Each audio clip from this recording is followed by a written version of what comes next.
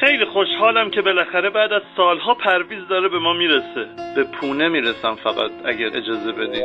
پدر تشریف نمیاره؟ دارن ماشین رو پارک میکنن. میشه شما هم یکم مؤدب‌تر بشینین؟ به خاطر شیکمشه وگرنه خودش دوست داره درست بشینه. نه اتفاقا من همیشه اینجوری میشینم. دوست دارم هوا بخوره اصلا. واسش آب کرفسم ریختم که رو فرم بیاد، ولی مثل که خیلی موثر نبوده. واقعا که این سومین باره که امروز برقمون میره. خدا رو شکر بابات اونور نشسته.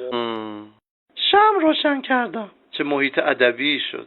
چه خوفه منی تو. بابات چه خوفه. بسه نونورا. بریم سراغ اصل مطلب. پدر نمیان؟ تو آسانسور گیر کرده. ای بابا. مامان پونه جان تشریف نمیارن؟ رفتن ارمنستان لپتاپشون رو شارژ کنن. خب میخواین تماس تصویری بگیریم با پدر پرویز. برق میره اینترنتمون هم میره متاسفانه. زور نزنین. خب بریم سراغ اصل مطلب. فقط ما بعد از نظر هورمونی پسرت رو چک کنیم. نصف صورتش مو داره نصفش نداره. توپ نخورده یه برش؟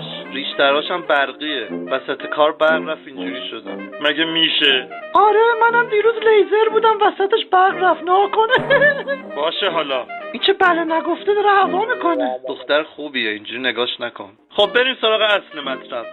خسرو خب معدنی بیار. آخاقیانم رفته بود مادر خانومم رفته دستشویی برق رفته گیر کرده. بنده خدا. میام صبر کن. خب بریم سراغ اصل مطلب.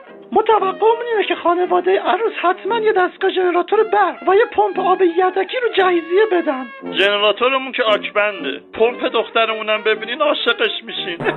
خب پس مبارکه. فقط ما هم شرایطی داریم. مهریه رو زیاد نمیگیریم ولی شروط ضمن قطع داریم. شروط ضمن قطع؟ باید ضمانت بدین هر وقت برق قطع شد و پمپ از کار افتاد پسرتون با دلو بره از چشمه آب بیاره که دخترمون تو خلا نمونه. آها. در صورت قطع برق و از کار افتادن آسانسور پسرتون باید دخترمون رو کول کنه.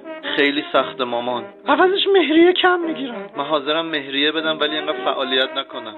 خوبه که چیه مثل کوزته. آب بیار کول کن دلاش راست شو. در هنگام قطع برق در تابستان دخترمون رو باید باد بزنید. اوه مثل که پیک پنجم شروع شده. 7 تا شرط ضمن قطع دیگه هم هست اونو بخونم. نه دیگه اصلا تجمع و دوره همی و اینا صحیح نیست. ما بریم بعد پیک پنجم بیایم. کلیتش که اوکی الان تمامش میکنیم. نه دیگه اتفاقا عاقدم آوردیم تو اتاقه. برق که میره عاقد کار نمیکنه. زود برمیگردیم. آخه پس کی میایم؟ برق اومد برمیگردیم. یهو بگین نمیخواین دیگه.